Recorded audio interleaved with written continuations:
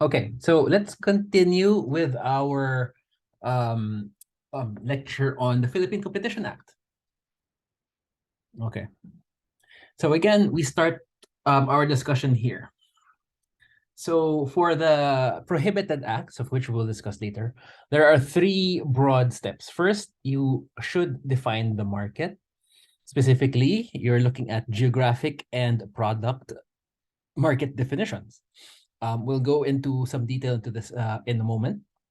Next, you'll define overlaps. This is especially important to define who your competitors are and what the market is, and what kind of conduct this is, and what is the likely effect on the market.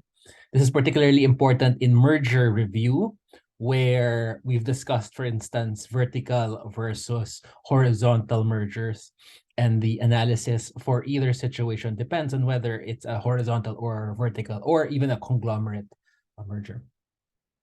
Next, we will identify theories of harm based on prohibited acts.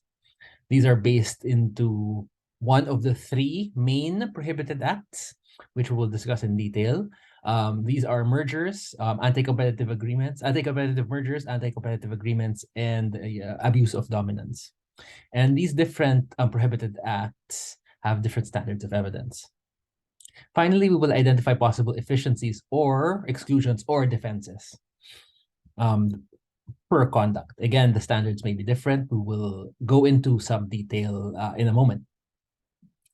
Now, perhaps the most important thing to remember is that the PCA has three major categories of conduct that it prohibits. First, anti-competitive agreements. Next is abuse of dominant position. And third is anti-competitive mergers and acquisitions. And these are anti-competitive if it substantially prevents, restricts, or lessens competition. And here is a table that tells you which section each kind of broad conduct is, okay, and what the legal standard is, either per se, object or effect, or object or effect ex ante. Okay. Anti-competitive is anything that substantially prevents, restricts, or lessens competition in terms of price, quality, innovation, or choices. So the goal of the analysis is to be able to know if the conduct is anti-competitive in this sense. And specifically for mergers and acquisitions, you're looking at ex-ante analysis. So before the merger is consummated, you would like to make a statement if the merger in question will, upon completion, substantially prevent, restrict, or lessens competition in this sense. Okay, I realize that there's notes down here, and these notes are quite important, so I will point them out, flag them, and make sure please review them. So first, there are anti-competitive agreements. Okay, so these are agreements among competitors. So this is exactly what we've been talking about in class on horizontal price fixing. Now, there are two kinds of agreements for the purposes of the standard of SLC. So agreements like price fixing and bid rigging are inherently anti-competitive and are per se prohibited. Okay, so in this case, all you need to do is to prove that it happened, and companies may not demonstrate reasonableness or necessity of the challenged agreement. Other agreements restrict output and divide markets. These will be examined as to whether they have the object or effect of restricting competition. So here we have the definition of object. Object are those that by their very nature have the potential of restricting competition. So by nature, this is a conduct per conduct analysis in which you would have to look at the object of the actual conduct is, what the goal is, especially when analyzed in the context of the actual economic environment. In whether examining whether an agreement has an anti-competitive object, we consider the content of the agreement, its objectives, and the economic and legal context of the agreement. To analyze restraints by effect, and restraints again are a form of anti-competitive agreement, we need to go beyond whether specific acts took place and what the object what the object of the agreement or the restraints are, and show that this restraint has an effect of the market. which is substantially lessening of competition, which means reducing the quality of the product, increasing prices, reducing choices, and so on. The second set of prohibited acts under PCA is the abuse of dominant position. This requires that an entity be dominant in a particular product and geographic market. It engages in abusive conduct, that is, with an object or effect of substantially lessening competition. So there are a few conducts that is the subject of the PCA. We'll go through some detail, some of these conducts specifically. And these are all located in Section 15. Now, the third category of prohibited acts is anti-competitive mergers and acquisitions. The Commission reviews these mergers and acquisitions that exceed certain thresholds to prevent mergers that may result in SLC or substantial lessening of competition in the relevant market. All right, so here are the legal standards. There are two broad types of legal standards: effects and object, or reason, rule of reason, and per se. Effects and object is the EU standard, and rule of reason per se is the US point of view. Okay, so let's, for the purposes of this class, effects and rule of reason are essentially the same thing, and per se and object are also almost the same thing. Okay. All right, let's go through some of what the notes of the slides tell us. Legal standards is the decision rule that provides a guide as to how the assessment should be undertaken and how a decision reached. A per se rule for evaluating anti-competitive conduct focuses solely on whether certain conduct took place. It is per se illegal because it is on its own, it has a pernicious effect on competition and has a lack of redeeming economic value. Restrictions by object are those that by their very nature have the potential to restrict competition. In assessing whether an agreement has an anti-competitive object, consider the content of the agreement, the objectives, and the economic and legal context of the agreement. All right. When it comes to effects, right, you'd need to show a certain effect on the market. Show an undue or substantial lessening competition in either price, output, quality, product variety, or innovation, and allows an efficiency defense for effects based. So in other words, if there is a conduct that requires this effects based standard, then what you'd need is to show that it actually happened, there is an actual effect on the market, and if there is any, you have to think about an efficiency based reason for the conduct. Now, this next section here talks about object and effect under EU competition law. Okay, you don't have to memorize EU competition law. The only thing that's important for this class is that object and effect, the idea comes from EU competition law. And rule of reason and per se comes from the United States, which also is discussed here.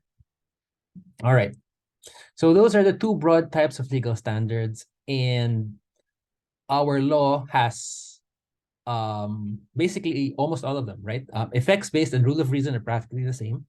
Object-based, we already also have the standard, and the per se, we also have the standard.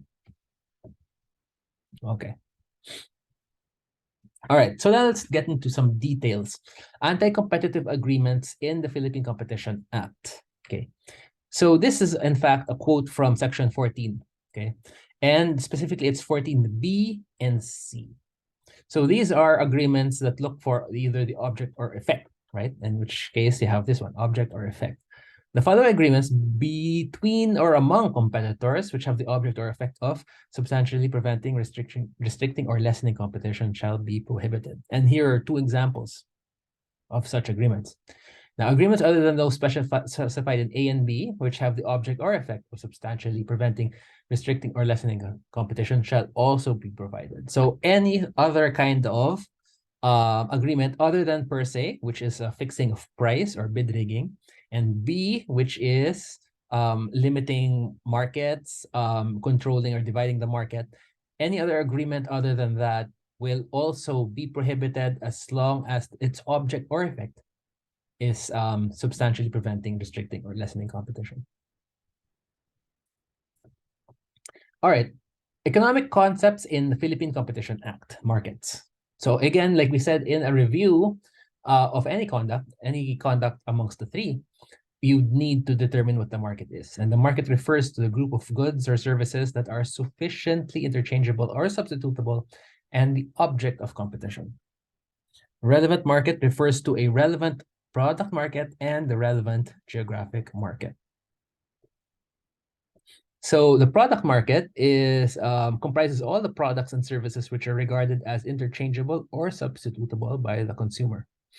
The geographic market is a relevant geographic market which comprises the area in which the firms concerned are involved in the supply of products or services and in which the conditions of competition are sufficiently homogeneous. The relevant market is the intersection of these two things. Okay, they're the products in which the conduct is happening and the places in which the conduct is happening.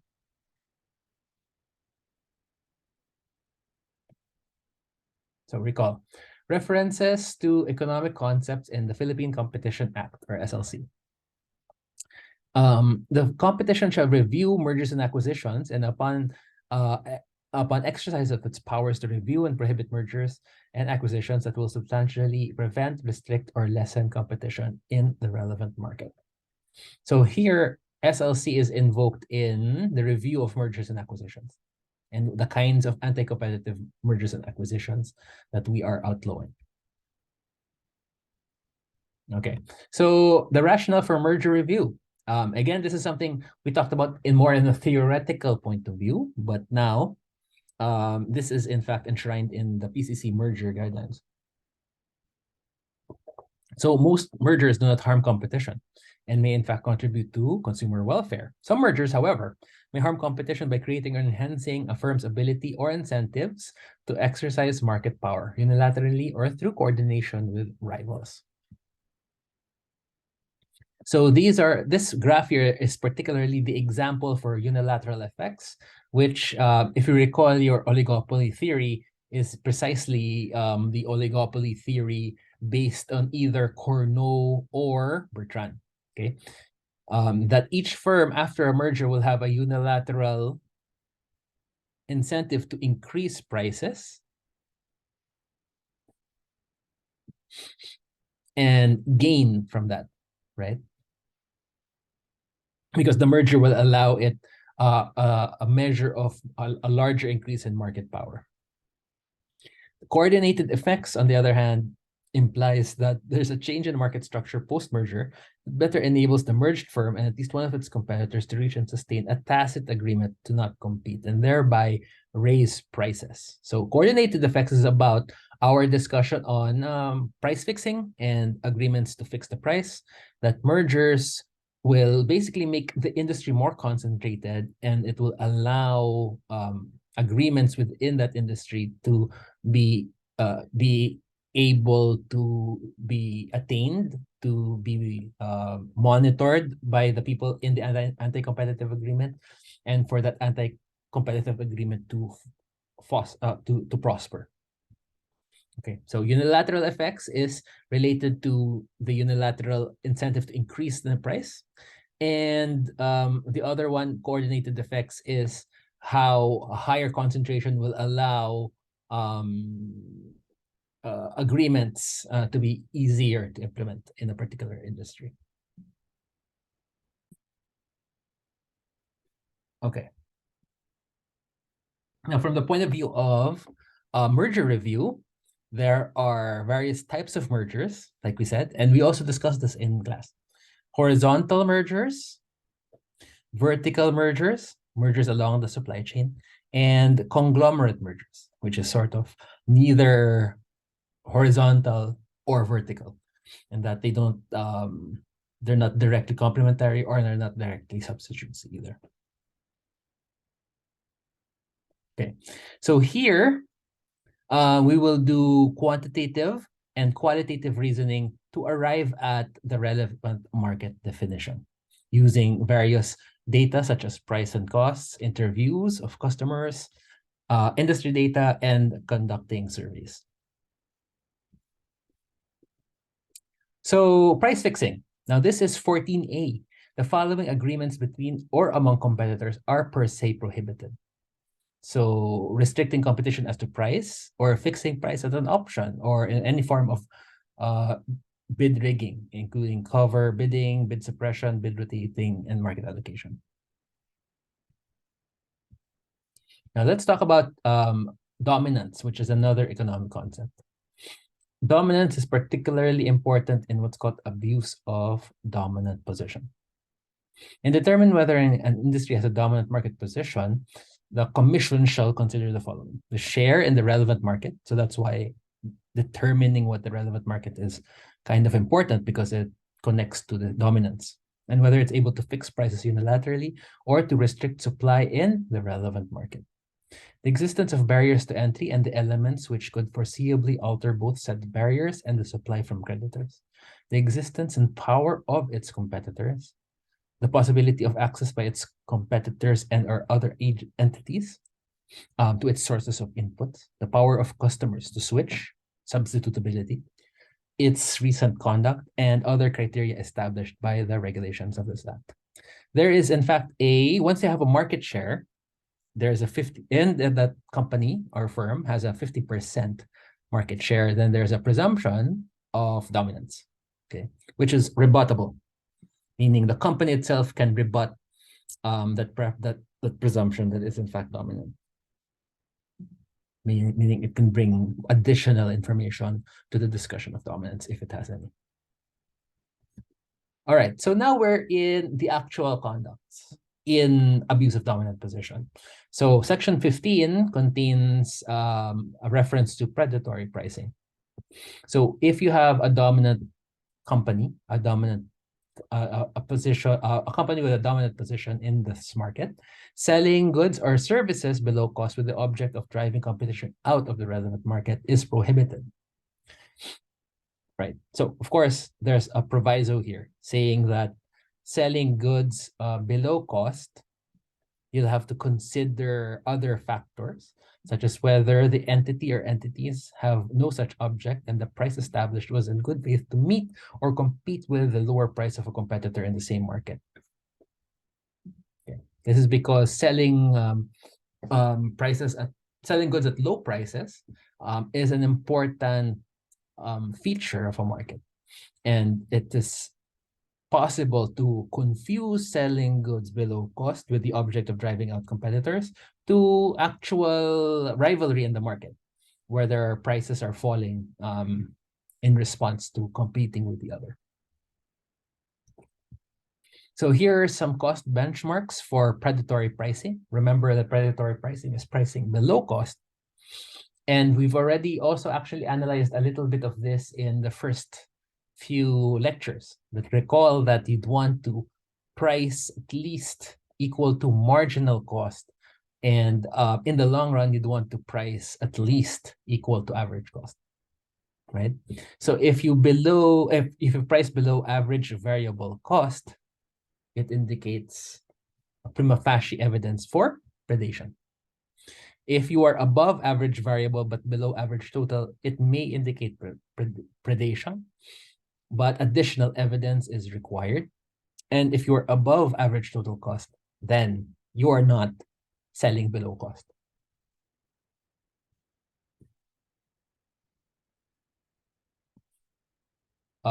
Here is another kind of offense in abuse of dominant position, which is on price discrimination. And if you remember, we have an entire lecture on price discrimination and how market power facilitates price discrimination. And price discrimination is an example of a possible abuse of dominant position. So here we have setting prices or terms or conditions that discriminate unreasonably between consumers or sellers of the same goods or services, where such customers or sellers are contemporaneously trading on similar terms and conditions, where the effect may be to lessen substitute competition substantially, provided for the following. So these are some of the exceptions. Socialized pricing, a price differential, which is reasonably or approximately reflect the differences in cost, in which case it's not price discrimination. So remember, price discrimination is about changes in or differences in price, which is all on the demand side, and is not explained by the cost or supply side. Price differential and proviso 3 is price differential in terms of sale offered in response to the competitive price of payment services or changes in the facilities furnished by a competitor. Meaning if you change the price based on as a reaction to other people's changes in their own price. We also have conduct called excessive pricing or unfair pricing, which is another example of abuse of dominant position. So here you are directly or indirectly, an example is H, directly or indirectly imposing unfair purchase or selling price on their competitors, customers, suppliers, or consumers, provided that prices that develop in the market as a result of or due to a superior product or process, business acumen, or legal rights or laws shall not be considered unfair. So here we have the idea here that you have an excess price, right? An unfair purchase or selling price, and this comes from the idea that we studied in class of market power.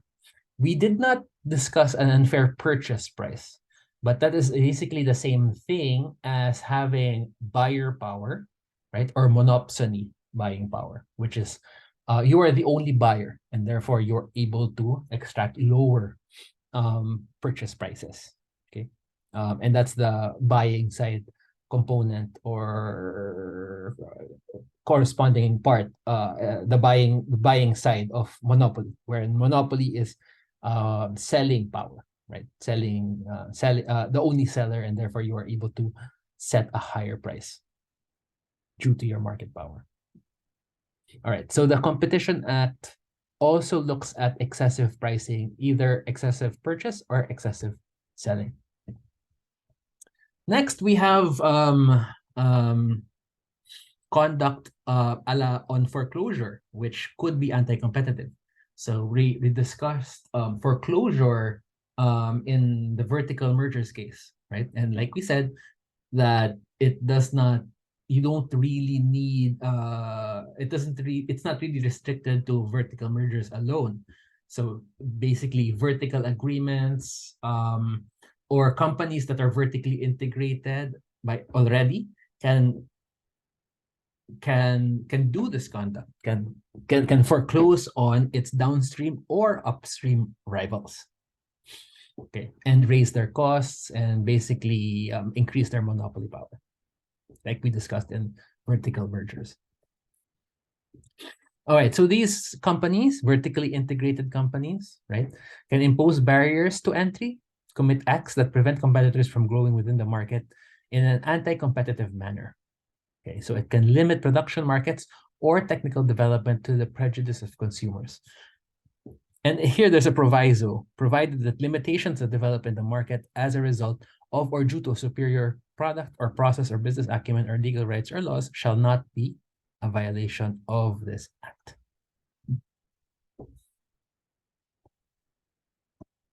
So this is something that we skipped, okay?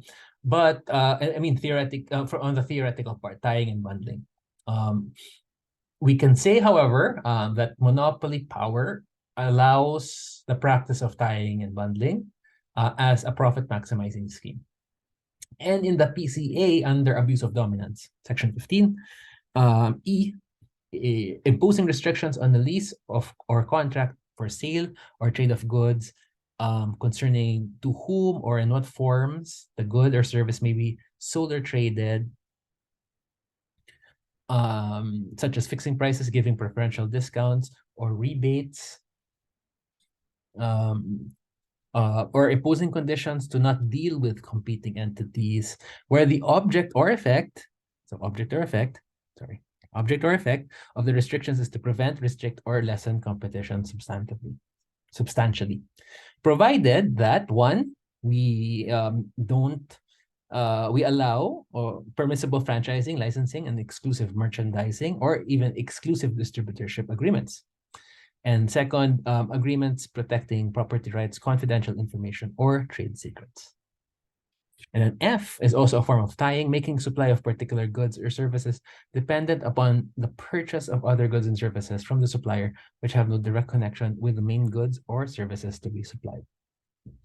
Okay. So in theory, we skip the theoretical underpinnings. But the point is, firms with market power, or in this case, firms with a dominant position, can in fact use tying and bundling in an anti-competitive manner to increase their market power. And that is the thing that the PCA is trying to prevent. All right. Now, finally, we are here. We've done a run through of all of different conducts. We already also know that the standard of evidence can be different. It's either per se or object or effect, or in mergers, it's sort of prescriptive. It's also object and effect, but for conduct that has yet to happen. All right. So in addition, as last part of the analysis per conduct, we will look at defenses and exemptions and exceptions. So the only thing that has that doesn't have much here will be per se agreements to fix the price or to conduct bid rigging. But almost everything else, object or effect conduct, can have certain exceptions or defenses that they can utilize. So we repeat for section 14, right? For agreements other than those in A or B, we would like to add as a defense that some agreements involving or improving the production and distribution of goods and services or promote technical or economic progress while allowing consumers a fair share of the benefits may not necessarily be deemed a violation of this act. So here's your defense, right? So you can have a vertical agreement, for example, or any sort of agreement, as long as it's not per se, which would tend to improve the distribution of goods and services, that would be allowed. Section 15, this is abuse of dominance. There are several provisos. We looked at each of the different conducts, right? And each conduct has its own sort of reminder about what the conduct is and what the defenses or the exclusions per conduct is. Like, for example, to go back, right? Predatory pricing needs to be, you have to make sure that the lower prices is not a fair response to other people's lower prices, right? That you'd have to establish that the object of the predatory conduct is in fact to drive out competitors. Okay. But other than those very conduct-specific reminders, broadly speaking, for abuse of dominant position, we have Section 15. Nothing in this act shall be construed or interpreted as a prohibition on having dominant position. Okay, so increasing market share or maintaining market share through legitimate means is good. Okay, provided further that any conduct which contributes to improving production or distribution or promoting technical or economic progress while being dominant is not necessarily considered an abuse of dominant position. Provided finally that this shall not constrain the commission or the relevant regulator from pursuing measures that would promote fair competition or more competition as provided for in this act. And finally, for section 26, these are exemptions and defenses for mergers. So in particular, we should adopt a broad and forward-looking perspective because again, mergers is forward-looking, right? So we were trying to determine if a certain merger will have anti-competitive effects and SLC in the market, either higher prices, fewer choices, lower quality. So our analysis then should be broad and forward-looking, right? Cognizant of the requirements of large investments in infrastructure. Okay, requirement to the need of our economy to respond to international competition. Balance the need to ensure that competition is not prevented or substantially restricted, and the risk that competition, efficiency, productivity, innovation, or development of priority areas may be deterred by overzealous or undue intervention. And E, assess the totality of evidence and whether it is more likely than not the entity has engaged in anti-competitive agreement or conduct. So this is basically a series of warning, especially for mergers, that says that if you are doing a merger analysis exercise for anti-competitive effects, that you should have this broad perspective. And that since this is particularly an estimate of future effects of this merger, then you should have a complete and holistic picture that involves a bunch of other factors, such as economies of scale and economies of scope, the realities of competition, taking account of past behavior, and so on, right? So it's a warning of it's a reminder that this sort of forward-looking analysis has a bit more of an inherent risk to it, as opposed to a standard abuse of dominance investigation, in which, well, the action is already happening and has already happened. So it is quite clearer on how the SLC, or substantive lessening of competition, actually has happened or is happening. All right, so some facts on the PCC. It's an independent and quasi-judicial body. It's tasked to implement the national competition policy, for which that is now part of the National Development Plan. And of course, it's tasked to prohibit conduct and agreements that substantially lessen competition. Now, the PCC is the primary enforcer of the PCA. And has the following activities, which of course includes the review of mergers and acquisitions and monitoring competition and anti-competitive conduct in the market. Now, as part of its powers, it can remedy these anti-competitive actions upon finding of substantial evidence that an entity has entered into an anti-competitive agreement or abused its dominant position after due notice and hearing, by applying remedies such as, but not limited to, the issuance of injunctions, the requirement of divestment and disgorgement of excess profits under such reasonable parameters that such shall be described by the rules and regulations implementing this act. So that means that once we have discovered, after hearing, after due process, that there has been in fact an anti-competitive agreement or an abuse of dominant position, these remedies may in fact be applied. Okay, so we can ask you to stop doing it. We can fine you based on excess profits, and we can require a behavioral remedy for, here are the notes. We can ask for a behavioral remedy, which will ask the entity or entities to behave in a more correct way, a more proper way, or a structural remedy, which is a divestment or other structural the investment is essentially the primary example of a structural remedy. A divestment simply means that if you are a dominant, for example, a firm with dominant position, and you are required to divest, that means you are required to become less dominant, essentially, because if that is the only way of preventing the abuse, then the PCC might ask you to divest some of your assets. So if you're, for example, a series of stores, it might ask you to divest ownership of some of your stores to basically lessen your dominance in areas, in product markets or relevant geographic markets for which you have been seen to have abused your dominance. So these things are all basically on the table, and the PCC would basically use the most appropriate remedy depending on what the actual finding is. And of course, this presumes that there has been a finding of an anti-competitive agreement and anti-competitive unilateral action by a dominant player, which requires this long process of investigation, and you need to establish, again, let me just review the overall flow of the investigation. You need to establish what the markets are.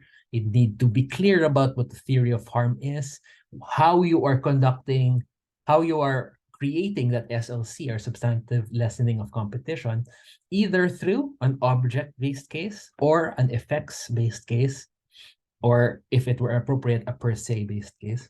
And then finally, you have to be aware of all of the caveats, the defenses, the exclusions, and the exemptions. And you'd have to, as the commission, you'd have to prove that none of these exemptions or defenses are applicable in this particular case.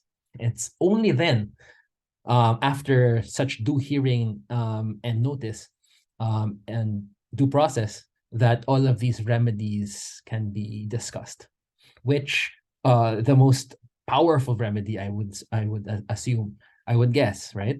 Which would be the divestment, or it's these structural remedies, which would force companies to be essentially less dominant in their relevant markets. Okay, and yeah, just a reminder that the PCA, you should study all of the facts on these slides and understand what's going on in all of the concepts, and that will help you prepare for the final. And the final will be open book, so it's not really important that you memorize. It's really more important that you know how to explain what these things are. All right, I'll see you in the next class. Thank you.